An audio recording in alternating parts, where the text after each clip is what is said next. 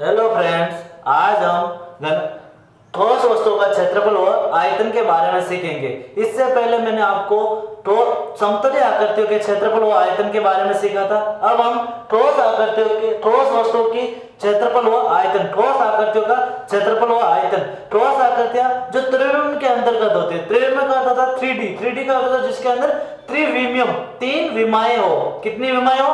तीन विमाएं, लंबाई, चौड़ाई और ऊंचाई, वो होती है त्रिविम आकृतियां जो तीन विमाओं के अंतर्गत होती है, वो त्रिविम आकृतियां। तो हम ठोस आकृतियों का क्षेत्रफल के बारे में सीखेंगे। ठोस आकृतियां त्रिविम आकृतियां होगी और क्षेत्रफल हमने ज्ञात करना सीखा था। क्षेत्रफल की परिभाषा क्या होती है? किसी भी तल जो घिरा हुआ क्षेत्र है उसका क्षेत्रफल ज्ञात करना। अब आयतन आता है। आयतन क्या होता है? कोई भी वस्तु जितना स्थान घेरती है वो उसका आयतन कहलाता है। कोई भी वस्तु जितना स्थान घेरती है वो उसका क्या कहलाता है? आयतन। कितना स्थान घेरेगी वो उसका क्या हो जाएगा? आयतन। तो हम ठोस आकृतियों का क्षेत्रफल और आयतन सीखेंगे। तो ठोस आकृतियां होती कौन कौन सी? ठोस आकृतियां घन, घनाभ, बेलन, शंकु, प्रिज्म, पिरामिड, ये सभी ठोस आकृति होती है। गोला होता है जो आपने देखा होगा, ये ठोस आकृति। घर के अंदर संदूक देखी होगी, माचिस का डिब्बी देखी होगी, ये होती है ठोस आकृतियां। घन, घनाभ के रूप में बेलन देखी होगी आपने, वो बेलनाकार आकृति हो गई। और गोला जो आपने गेंद देखी होगी वो गोलाकार आकृति होगी। जो आप पहनने वाली टोपी देखी होगी जो ये शंकु के आकार की होती है टोपी, जो बर्थडे की टोपी होती है वो शंकु के आकार की होती है। किस आकार की होती है? शंकु के आकार की। तो हम इन आकृतियों का क्षेत्रफल ज्ञात करना सीखेंगे। तो सबसे पहले मैं आपको घनाभ का संपूर्ण पृष्ठीय क्षेत्रफल और घनाभ का आयतन के बारे में सीखेंगे। घनाभ के जितने भी क्वेश्चन बनते हैं उन सब क्वेश्चनों के बारे में सीखेंगे सबसे पहले। तो घनाभ क्या होता है? घनाभ आयताकार होता है। किस आकार का होता है? आयताकार। आयताकार कोई भी कागज की आयताकार प्लेट, उसके ऊपर से ऊपर के एक आकृति बनती है। जिस प्रकार, जैसे कि मैंने एक आयताकार फलक ले लिया, इसके ऊपर इसी प्रकार की आयताकार फलके रख रहा हूं। इसी के ऊपर क्या रख रहा हूं? आयताकार फलके रख रहा हूं। ऊपर से ऊपर इसके ऊपर क्या रख दिया? आयताकार फलके। तो मेरे पास इस प्रकार की आकृति बनेगी। किस प्रकार की आकृति बनेगी? इस प्रकार की आकृति। तो ये हो गया हमारे पास घनाभ, जिसके अंतर्गत लंबाई, चौड़ाई और ऊंचाई होगी। तीन चीज होगी, लंबाई होगी, चौड़ाई और ऊंचाई होगी। घनाभ आपने कमरा देखा होगा, ये घनाभ का आकार का होता है। किस आकार का होता है? घनाभ का आकार। कुछ कमरे इस प्रकार घन के आकार का भी होते हैं, लेकिन घनाभ में क्या होगा? लंबाई, चौड़ाई और ऊंचाई तीनों अलग अलग होगी और सेम भी हो सकती है। अब घनाभ का क्षेत्रफल ज्ञात करेंगे। क्या ज्ञात करेंगे? घनाभ का संपूर्ण पृष्ठीय क्षेत्रफल, प्रत्येक पृष्ठ का क्षेत्रफल, कुल क्षेत्रफल कितना होगा। तो यहाँ पर आपको पता है घनाभ के अंदर कुल फलक कितनी होती है? घनाभ के अंदर कुल 6 फलक होती है। कितनी फलक होती है? 6 फलक होती है। चारों दिशाओं की फलके, एक ऊपर की फलक और एक नीचे की फलक। तो कुल कितनी फलक हो गई? 6 फलक हो गई। इसके अंदर हम गिनेंगे किनारे कितना होते हैं। तो किनारे जो यहाँ पर किनारे ये वाले होते हैं, तो ये कितने होते हैं? 12 किनारे होते हैं। कितने होते हैं? 12। 1 2 3 4 5 6 7 8 9 10 11 और 12। कितने फलक होते हैं? किनारे कितने होते हैं? 12 होते हैं। और कोने पूछे तो कोने कितने हो जाएंगे? कोने ये वाले होते हैं 1 2 3 4 5 6 7 और 8। तो कोने कितने हो जाएंगे घनाभ के अंदर? घनाभ के अंदर कोने 8 होंगे। फलक पूछे तो फलक हो जाएंगे 6। फलक कितने होंगे? 6 फलक होंगे। और इसके अंदर पूछे आपको किनारे कितने हो जाएंगे? किनारे इसमें होंगे 12। घनाभ के अंदर किनारे कितने होंगे? 12। एक कमरा घनाभ के आकार का होता है। तो हम सीखेंगे घनाभ का संपूर्ण पृष्ठीय क्षेत्रफल। घनाभ का संपूर्ण पृष्ठीय क्षेत्रफल। संपूर्ण पृष्ठीय क्षेत्रफल का अर्थ है जितने भी पृष्ठ होते हैं उनका कुल पृष्ठीय क्षेत्रफल कितना होगा। तो हमारे पास घनाभ का प्रत्येक पृष्ठ आयताकार होता है। आयत का क्षेत्रफल आपको पता है क्या होता है? लंबाई गुणा चौड़ाई। आयत का क्षेत्रफल क्या होता है? लंबाई गुणा चौड़ाई। तो यहाँ पर देखो मेरे पास ये फर्स्ट फलक ले रहा हूं मैं, सामने वाली, जिसके अंदर लंबाई और ऊंचाई दे रखी है। क्या दे रखी है? लंबाई और ऊंचाई। तो इसका क्षेत्रफल क्या होगा? लंबाई गुणा ऊंचाई। इसी तरह से इसके सामने वाली फलक होगी, उसके अंदर भी लंबाई और ऊंचाई होगी, तो उसका क्षेत्रफल क्या होगा? लंबाई गुणा ऊंचाई। ये होगा आयत का क्षेत्रफल। अब सेकंड होता है आपके पास इधर वाली फलक ले रहा हूं मैं, जिसके अंदर ऊंचाई और चौड़ाई आएगी। क्या आएगी? जो इधर वाली साइड वाली फलक ऊंचाई और क्या आएगी? ये तो हो गई ऊंचाई इसकी, और ये क्या हो गई? चौड़ाई। तो ऊंचाई इंटू चौड़ाई, चौड़ाई इंटू ऊंचाई कह सकता हूं। आयत का क्षेत्रफल लंबाई इंटू चौड़ाई होता है, लंबाई इंटू चौड़ाई होता है। यहाँ लंबाई का मान मैंने ऊंचाई ले लिया और चौड़ाई का मान चौड़ाई, तो ऊंचाई इंटू चौड़ाई। इसी प्रकार इसके सामने का भी क्षेत्रफल क्या होगा? ऊंचाई इंटू चौड़ाई। अब हम ऊपर का क्षेत्रफल लेंगे जिसके अंदर एक तो चौड़ाई आ रही है, एक लंबाई आ रही है, तो क्षेत्रफल क्या हो जाएगा? लंबाई इंटू चौड़ाई। इसी प्रकार नीचे का भी कितना हो जाएगा? लंबाई गुणा चौड़ाई। तो हमारे पास कुल कितने फलक है? 6 फलक है, प्रत्येक 2 फल के बराबर हो रही है, आमने सामने फल के क्या हो रही है? बराबर। तो इसका संपूर्ण पृष्ठीय क्षेत्रफल क्या हो जाएगा? 2, क्योंकि प्रत्येक फलक 2 बार आ रही है, तो 2 कोष्ठक लंबाई गुणा चौड़ाई प्लस चौड़ाई गुणा ऊंचाई प्लस ऊंचाई गुणा लंबाई। घनाभ का संपूर्ण पृष्ठीय क्षेत्रफल क्या हो गया? लंबाई गुणा 2 कोष्ठक लंबाई गुणा चौड़ाई प्लस चौड़ाई गुणा ऊंचाई प्लस ऊंचाई गुणा लंबाई। ये हो गया घनाभ का संपूर्ण पृष्ठीय क्षेत्रफल। अब हम इसका सीखेंगे घनाभ का आयतन। घनाभ का आयतन, और घनाभ का आयतन, आयतन हमेशा क्या होता है? किसी भी ठोस आकृति का आयतन होता है आधार का क्षेत्रफल इंटू ऊंचाई। किसी भी ठोस आकृति का जब भी आपको पूछे ठोस आकृति का आयतन क्या होगा, तो ठोस आकृति का आयतन होगा आधार का क्षेत्रफल इंटू ऊंचाई। आधार का क्षेत्रफल इंटू ऊंचाई, आधार का क्षेत्रफल इंटू ऊंचाई। आपके पास इसका आधार क्या है? लंबाई है एक तो, और एक क्या है? चौड़ाई। तो आधार का क्षेत्रफल क्या होगा? लंबाई गुणा चौड़ाई, लंबाई गुणा चौड़ाई, और ऊंचाई क्या है? h। तो इसका आयतन क्या होगा? घनाभ का आयतन लंबाई गुणा चौड़ाई गुणा ऊंचाई। घनाभ का आयतन क्या होगा?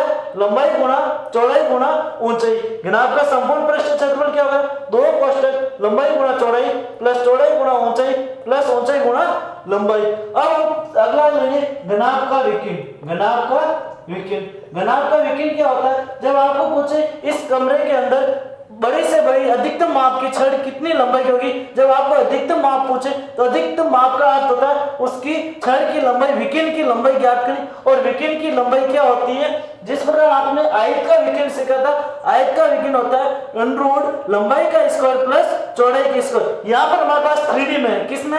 3D में। तो 3D के अंदर 3 विमाएं होगी, तो इसका आयत विकीर्ण हो जाएगा √ लंबाई का स्क्वायर प्लस चौड़ाई का स्क्वायर प्लस ऊंचाई का स्क्वायर। आपने आयत का विकीर्ण सीखा था लंबाई का स्क्वायर प्लस चौड़ाई का स्क्वायर का √ तो यहाँ पर आपके पास क्या है? घनाभ का विकीर्ण में घनाभ देगा, घनाभ 3D आकृति है, और 3D आकृति में 3 विमाएं होती है, तो यहाँ पर तीनों विमाएं आ जाएगी, लंबाई का स्क्वायर प्लस चौड़ाई का स्क्वायर प्लस ऊंचाई का स्क्वायर। ये होगा घनाभ का विकीर्ण। अब आपको पूछ रहा है घनाभ की छत या फर्श का क्षेत्रफल। घनाभ की छत या फर्श का क्षेत्रफल, छत या फर्श का क्षेत्रफल क्या हो जाएगा?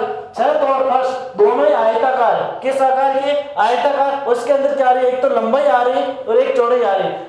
छत के अंदर भी क्या आ रही है? लंबाई और चौड़ाई। तो छत या फर्श का क्षेत्रफल हो जाएगा लंबाई गुणा चौड़ाई, लंबाई गुणा चौड़ाई। क्या हो जाएगा? छत या फर्श का क्षेत्रफल लंबाई गुणा चौड़ाई। कमरे के चारों दीवारों का क्षेत्रफल समतलीय आकृति के अंदर मैंने बताया था, कमरे के चारों दीवारों का क्षेत्रफल क्या होता है? कमरे के चारों दीवारों का क्षेत्रफल, कमरे के चारों दीवारों का क्षेत्रफल, चारों दीवारों का क्षेत्रफल क्या हो जाएगा? चारों दीवारों का क्षेत्रफल 2 कोष्ठक लंबाई प्लस चौड़ाई इंटू ऊंचाई। क्षेत्रफल क्या हो जाएगा? 2 कोष्ठक लंबाई प्लस चौड़ाई गुणा ऊंचाई। तो यहाँ पर मैंने घनाभ के अंदर आपको कितने फॉर्मूला बताए? एक तो फर्स्ट फॉर्मूला घनाभ का संपूर्ण पृष्ठीय क्षेत्रफल, उसके कुल पृष्ठों का क्षेत्रफल। संपूर्ण पृष्ठीय क्षेत्रफल क्या हो जाएगा? 2 कोष्ठक लंबाई गुणा चौड़ाई प्लस चौड़ाई गुणा ऊंचाई प्लस ऊंचाई गुणा लंबाई। उसके बाद आता है घनाभ का आयतन। घनाभ का आयतन आधार का क्षेत्रफल इंटू ऊंचाई। जब भी आपको आयतन पूछे तो आयतन का अर्थ हो गया आयतन कितना स्थान घेरती है, और उसका आयतन ज्ञात करने का फॉर्मूला होता है आधार का क्षेत्रफल। आधार किस आकृति का है? तो आधार का क्षेत्रफल इंटू ऊंचाई, आधार का क्षेत्रफल इंटू ऊंचाई। आधार का क्षेत्रफल लंबाई इंटू चौड़ाई, और ऊंचाई कितनी हो जाएगी? h। तो आयतन कितना हो गया? लंबाई गुणा चौड़ाई गुणा ऊंचाई। उसके बाद हम लेंगे घनाभ का विकीर्ण। घनाभ का विकीर्ण क्या होता है? √ में l² square plus B square plus H square. आपने हाइट का विकिन सीखा था, उसके अंदर आपको ऊंचाई को ऐड करना, क्योंकि इसके अंदर लंबाई चौड़ाई और ऊंचाई तीन में है, तो लंबाई का स्क्वायर प्लस चौड़ाई का स्क्वायर प्लस ऊंचाई का स्क्वायर। उसके बाद हम लेंगे छत या फर्श का क्षेत्रफल। छत और फर्श हमेशा आयताकार होती है, हाइट का क्षेत्रफल होता है लंबाई गुना चौड़ाई, छत के अंदर लंबाई और चौड़ाई आ रही है। इसी प्रकार कमरे के चारों दीवारों का क्षेत्रफल दो कोष्ठक लंबाई प्लस चौड़ाई इंटू ऊंचाई, ये हो गए घनाभ के फॉर्मूले। घनाभ के क्षेत्रफल आयतन विकिन ज्ञात करने के फॉर्मूले। घनाभ के फॉर्मूले कितने हुए? 2 3 4 और 5, ये 5 फॉर्मूले याद हो गए। इसका मतलब हम घनाभ का कैसे भी क्वेश्चन पूछे उसको सॉल्व कर सकते हैं। घनाभ का किसी भी आकार का क्वेश्चन पूछे, किसी भी टाइप का क्वेश्चन पूछे, तो इन 5 फॉर्मूला के अलावा कोई भी फॉर्मूला यूज नहीं होगा। तो आपको ये 5 फॉर्मूले याद करने, तो उसके बाद हम घनाभ का कोई भी तरह का क्वेश्चन पूछेंगे तो हम उसको सरल कर सकते हैं। देखो अगर फर्स्ट टाइप का क्वेश्चन क्या है, एक घनाभ जिसकी लंबाई 1 मीटर है, चौड़ाई 50 सेंटीमीटर है, ऊंचाई 25 सेंटीमीटर है, तो उसका आयतन क्या होगा। आपके पास घनाभ की लंबाई चौड़ाई और ऊंचाई दे रखी है और उसका आयतन ज्ञात करना है। क्या ज्ञात करना है आपको? आयतन। लंबाई कितनी दे रखी है? 1 मीटर। लंबाई कितनी दे रखी है? 1 मीटर। चौड़ाई कितनी दे रखी है आपके पास? 50 सेंटीमीटर। चौड़ाई कितनी दे रखी है?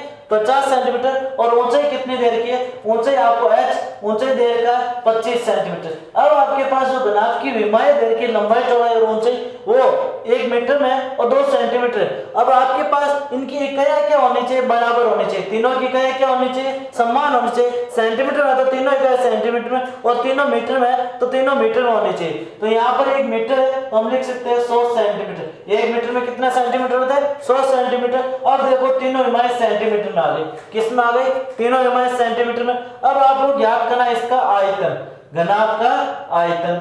घनाभ का आयतन क्या होता है? घनाभ का आयतन होता है लंबाई गुणा चौड़ाई गुणा ऊंचाई। लंबाई गुणा चौड़ाई गुणा ऊंचाई, आधार का क्षेत्रफल इंटू ऊंचाई।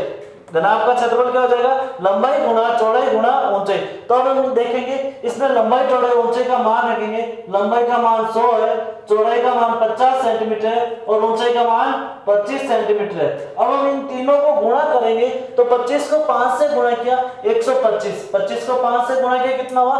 125, और उसके पीछे 3 जीरो लगा देंगे। ये 3 जीरो लगा दिए तो 1,25,000 सेंटीमीटर क्यूब। यहाँ पर क्या आएगा? सेंटीमीटर क्यूब आएगा। जब भी आपको आयतन ज्ञात करना हो तो आयतन में इकाई सेंटीमीटर क्यूब लगेगा या मीटर क्यूब लगेगा, उसके ऊपर क्यूब लगेगा, या हम कह सकते हैं घन सेंटीमीटर। क्या कह सकते हैं? घन सेंटीमीटर। घन का अर्थ होता है क्यूब, घन का अर्थ क्या होता है? क्यूब। नेक्स्ट क्वेश्चन हम लेंगे, एक 24 सेंटीमीटर लंबे, 14 सेंटीमीटर चौड़े और 7 सेंटीमीटर ऊंचे घनाभ का संपूर्ण पृष्ठीय क्षेत्रफल ज्ञात कीजिए। आपको ज्ञात क्या करना? घनाभ का संपूर्ण पृष्ठीय क्षेत्रफल ज्ञात करना, जिसके अंदर आपको लंबाई दे रखी है 24 सेंटीमीटर। लंबाई कितनी दे रखी है? 24 सेंटीमीटर। चौड़ाई कितनी दे रखी है? 14 सेंटीमीटर। चौड़ाई कितनी दे रखी है? 14 सेंटीमीटर। और ऊंचाई दे रखी है 7 सेंटीमीटर। ऊंचाई कितनी दे रखी है? 7 सेंटीमीटर। अब आपको ज्ञात करना है घनाभ का संपूर्ण पृष्ठीय क्षेत्रफल। घनाभ का संपूर्ण पृष्ठीय क्षेत्रफल। घनाभ का संपूर्ण पृष्ठीय क्षेत्रफल क्या होता है? संपूर्ण पृष्ठीय क्षेत्रफल होता है आपके पास दो कोष्ठक लंबाई गुणा चौड़ाई प्लस चौड़ाई गुणा ऊंचाई प्लस ऊंचाई गुणा लंबाई। क्या होता है घनाभ का संपूर्ण पृष्ठीय क्षेत्रफल? दो कोष्ठक लंबाई गुणा चौड़ाई प्लस चौड़ाई गुणा ऊंचाई प्लस ऊंचाई गुणा लंबाई। तब हम इसके अंदर मान रखेंगे दो कोष्ठक, लंबाई का मान 24 है, चौड़ाई का मान 14 है, 14 गुणा 24 प्लस चौड़ाई का मान 14 है, ऊंचाई का मान 7 है, प्लस ऊंचाई का मान 7 है और लंबाई का मान कितना है? 24। अब हम इनको गुणा करके 2 से गुणा करेंगे, तो हम इसको गुणा करके सॉल्व करते हैं। दो कोष्ठक लंबाई, अब 24 को 14 से गुणा करेंगे तो 14 को 4 से गुणा किया 56 होता है 6, असल की 5, 14 को 2 से गुणा किया 28, 28 और 5 कितना होता है? 33, 28 और 5 कितना होता है?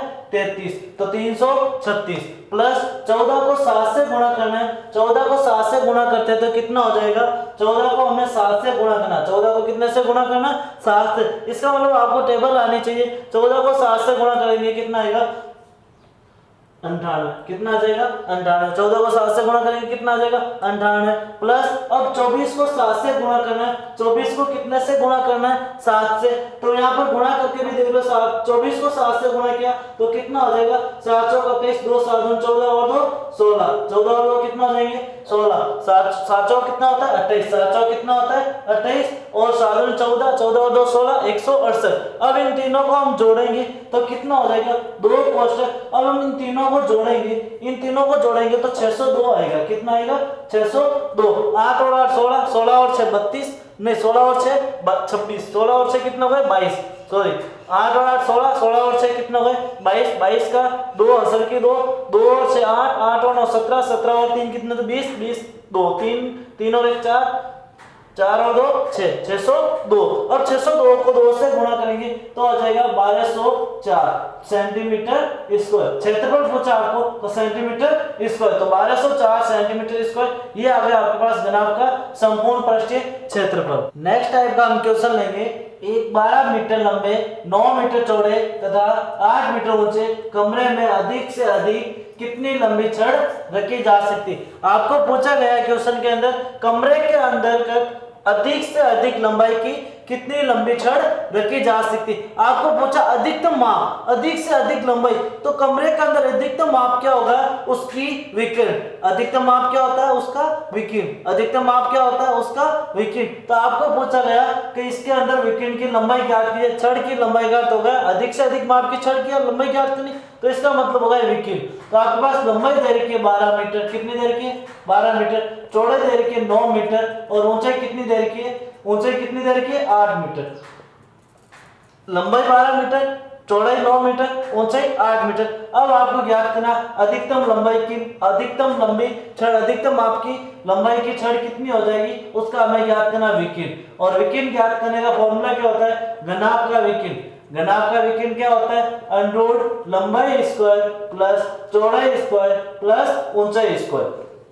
तो आपके पास लंबाई चौड़ाई ऊंचाई का मान देगा, लंबाई का मान देगा 12 का स्क्वायर प्लस चौड़ाई का मान 9 का स्क्वायर प्लस ऊंचाई का मान 8 का स्क्वायर। 12 का स्क्वायर प्लस 9 का स्क्वायर प्लस 8 का स्क्वायर। 12 का स्क्वायर कितना होता है 144 होता है, प्लस 9 का स्क्वायर 81 होता है, प्लस 8 का स्क्वायर कितना होता है 64।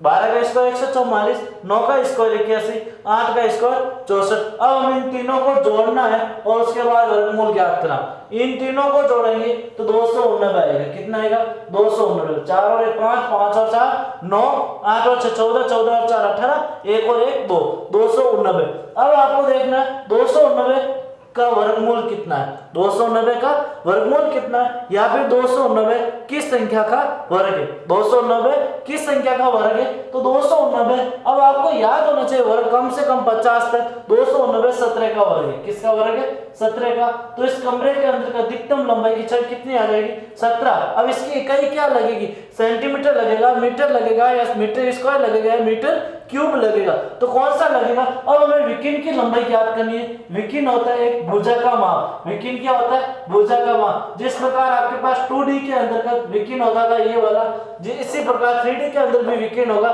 तो विकिरण एक भुजा की लंबाई होती है, इसका मतलब किसी भी भुजा की लंबाई मीटर में आती है, किस में आती है मीटर में आती है। या फिर हम परिमाप भी ज्ञात करेंगे तो परिमाप भी मीटर में आएगा। यदि हम क्षेत्रफल ज्ञात करेंगे तो क्षेत्रफल में हमेशा स्क्वायर लगेगा, क्षेत्रफल में हमेशा क्या लगेगा स्क्वायर, क्योंकि हम अधिकतम 2 लंबाइयों का गुणनफल करते हैं।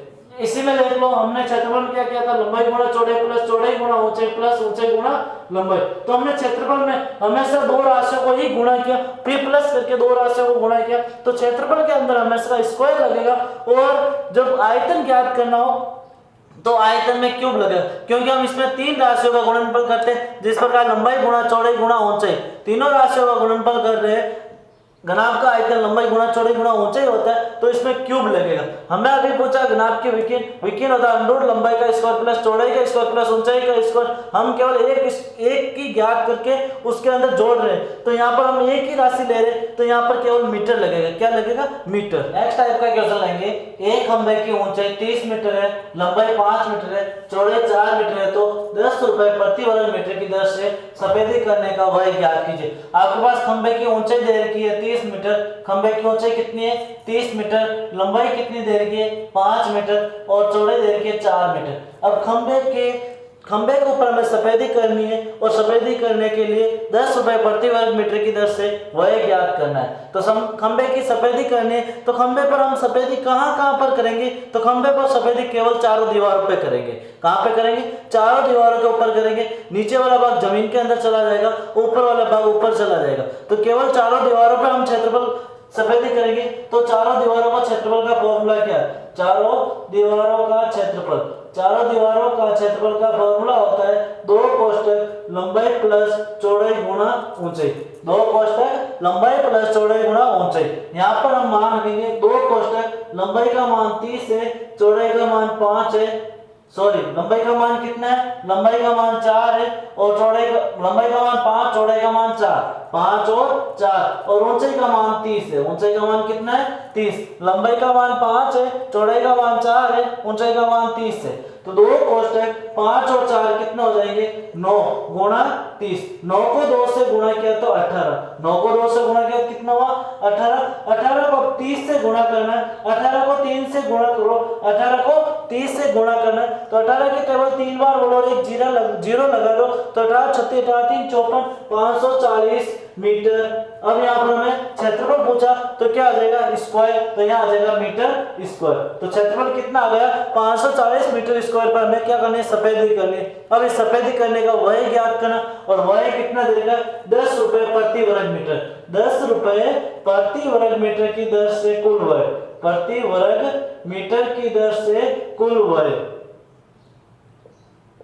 सफेदी करने का कुल व्यय ज्ञात करना आपको। तो कुल व्यय 10 रुपए प्रति वर्ग मीटर की दर से, इसका अर्थ हुआ 10 रुपए प्रति वर्ग मीटर ले रहा है, 10 रुपए क्या ले रहा प्रति वर्ग मीटर ले रहा। तो हमें उसका कुल व्यय ज्ञात करना। हमारे पास 540 मीटर स्क्वायर है कुल क्षेत्रफल, उसमें से हमें 10 रुपए प्रति वर्ग मीटर की दर से 1 वर्ग मीटर का 10 रुपए ले रहा। तो 540 का ज्ञात करना। तो 540 को हम 10 से गुणा करेंगे तो हो जाएगा 5,400 रुपए, 5,400 रुपए। तो आपके पास सफेदी करने का कुल व्यय कितना आ जाएगा 5,400 रुपए। नेक्स्ट टाइप का हम क्वेश्चन लेंगे, किसी भवन की लंबाई चौड़ाई और ऊंचाई क्रमशः 40 मीटर 25 मीटर और 20 मीटर है। तो यदि प्रत्येक व्यक्ति 200 मीटर क्यूब स्थान घेरता है तो भवन के अंदर कितने आदमी आ सकते हैं। आपको क्या ज्ञात करना है, एक भवन की लंबाई चौड़ाई और ऊंचाई दे रखी है और उसके अंदर प्रत्येक व्यक्ति 200 मीटर क्यूब का स्थान घेरता है तो भवन के अंदर कितने आदमी आ सकते हैं। एक व्यक्ति 200 मीटर क्यूब स्थान घेरता है, 200 घन मीटर का स्थान क्या कर लेता है घेर लेता है। तो आपको ज्ञात करना उस भवन के अंदर कितने आदमी आ सकते हैं। तो हम ज्ञात करेंगे यहाँ पर मीटर क्यूब दे रखा है, एक व्यक्ति का स्थान घेरना, वो एक व्यक्ति कितना स्थान घेरता है। अभी मैंने जब चैप्टर शुरू किया था तब बताया था आयतन की परिभाषा। आयतन क्या होता है, वो कोई भी वस्तु जितना स्थान घेरती है वो आयतन कहलाता है। तो यहाँ पर व्यक्ति स्थान घेरता है कि इतनी जगह पे एक आदमी बैठ सकता है, तो ये व्यक्ति स्थान घेरता है। तो हमें इस क्वेश्चन में क्या ज्ञात करना है, इस क्वेश्चन में कहीं नहीं दे रखा क्या ज्ञात करना, आपको केवल इतना दे रखा भवन के अंदर कितने आदमी आ सकते हैं। तो हम किस प्रकार ज्ञात करेंगे, हम देखो यहाँ पर दे रखा एक व्यक्ति स्थान घेरता है और कितने व्यक्ति आ सकते। तो स्थान घेरना इसका मतलब आयतन ज्ञात करना, लंबाई चौड़ाई ऊंचाई दे रखी इसका मतलब घनाभ है। तो घनाभ का आयतन, और घनाभ का आयतन क्या होता है लंबाई गुणा चौड़ाई गुणा ऊंचाई, लंबाई गुणा चौड़ाई गुणा ऊंचाई। तो यहाँ पर लंबाई कितनी दे रखी है 40 मीटर, चौड़ाई दे रखी है 25 मीटर और ऊंचाई दे रखी है 20 मीटर। अब हम इनका गुणा करेंगे तो कितना हो जाएगा, 20 को 25 से गुणा किया, 20 को 25 से गुणा किया तो 50, 20 को 25 से गुणा किया तो 500 और 500 को 40 से गुणा किया तो कितना हो जाएगा 500 को 40 से गुणा करेंगे तो 2000, कितना आ जाएगा 2000। क्योंकि देखो यहाँ पर 25 को 2 से गुणा किया 50, 50 को 4 से गुणा किया तो 200, 50 को 4 से गुणा किया तो 200 और उसके पीछे 2 जीरो लगेंगे। तो मैंने इसके पीछे कितने जीरो लगा दिए 2 जीरो, कितने जीरो लगा दिए 2 जीरो। तो मेरे पास कितना आ जाएगा 20,000, कितना आ जाएगा 20,000 मीटर क्यूब। तो टोटल स्थान कितना होगा हमारे पास 20,000 मीटर क्यूब होगा स्थान टोटल। अब हमें ज्ञात करना है तो 200 व्यक्ति, एक व्यक्ति 200 मीटर मीटर क्यूब के स्थान घेरता है। एक व्यक्ति कितना स्थान घेरता है? एक व्यक्ति 200 मीटर क्यूब का स्थान घेरता है। कितना स्थान घेरता है? 200 मीटर क्यूब का स्थान घेरता है। 200 मीटर क्यूब का स्थान घेरता है। तो आपको ज्ञात करना कि कितने व्यक्ति आ सकते हैं। व्यक्तियों की संख्या ज्ञात करनी। क्या ज्ञात करनी आपको? व्यक्तियों की संख्या ज्ञात करनी। टोटल व्यक्ति कितने आ सकते हैं इस भवन के अंदर, तो व्यक्तियों की संख्या ज्ञात करनी। एक व्यक्ति इतना स्थान घेरता है और टोटल स्थान हमारे पास कितना है, तो हम क्या करेंगे? टोटल स्थान में एक व्यक्ति के स्थान का भाग देंगे तो हमारे पास कुल व्यक्तियों की संख्या आ जाएगी। तो हमारे पास कुल स्थान कितना है?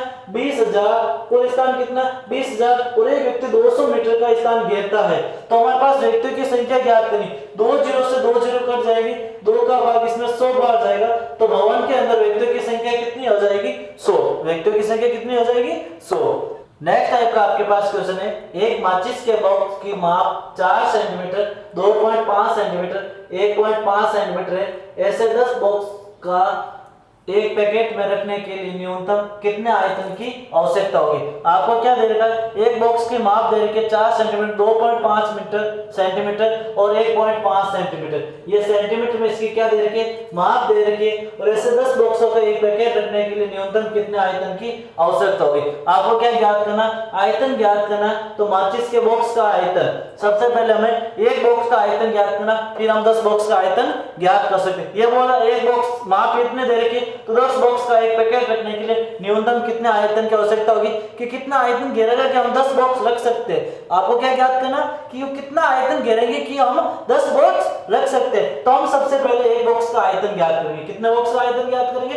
एक बॉक्स का। और बॉक्स किस माप का? 4, 2.5 और 1.5। आपको 3 माप दे के, इसका मतलब एक घनाभ के आकार का, तो घनाभ का आयतन, घनाभ का आयतन। और घनाभ का आयतन क्या होता है? घनाभ का आयतन मैंने बताया था अभी, लंबाई इंटू चौड़ाई इंटू ऊंचाई। घनाभ का आयतन क्या होता है? लंबाई गुणा चौड़ाई गुणा ऊंचाई, ये होता है घनाभ का आयतन। और आपके पास ये दे रखा है घनाभ का आयतन 4 गुणा 2.5 गुणा 1.5, ये दे रखी है आपको इसकी माप। तो हमें इसको गुणा करना है और तो एक बॉक्स का माप आएगा। कितने बॉक्स का माप आ जाएगा आपके पास? एक बॉक्स का माप आ जाएगा। एक बॉक्स का माप आ जाएगा। अब मैं इसको गुणा करूंगा, 4 को 25 से गुणा करूंगा, मेरे पास आएगा 100। कितना आएगा? 4 को 25 से गुणा किया तो 100 आया। लेकिन पॉइंट लगाना, एक के बाद पॉइंट लगाऊंगा तो मेरे पास कितना आ जाएगा? 4 को 25 से गुणा किया तो मेरे पास इस प्रकार 100 आएंगे। कितना आएंगे? 100। और उसके बाद एक के बाद पॉइंट लगाना, मैंने एक के बाद पॉइंट लगा दिया तो मेरे पास वैल्यू कितनी बची? अब 10.0। और पॉइंट के आगे 0 हो तो इसका मतलब कोई वैल्यू नहीं होती, तो मेरे पास वैल्यू कितनी आ गई? 10। अब 10 को 1.5 से गुणा करना है। 1.5 से 10 से गुणा करेंगे तो 10 को मैं 1.5 मैं पॉइंट को भूल जाता हूं और 15 से 10 को गुणा किया तो 150 आ गया। 15 को 10 से गुणा किया तो कितना आ गया? 150। और मेरे को एक के बाद पॉइंट लगाना, इस पॉइंट की कोई वैल्यू नहीं होती। एक के बाद पॉइंट, मैंने एक के बाद पॉइंट लगाई और पॉइंट के बाद 0 कितने भी हो, केवल 0 हो तो उसकी कोई वैल्यू नहीं होती। तो मेरे पास आंसर कितना आ गया? 15 सेंटीमीटर क्यूब। कितना आंसर आ गया? 15 सेंटीमीटर क्यूब। ये एक बॉक्स का आयतन आ गया। कितने बॉक्स का आयतन आ गया?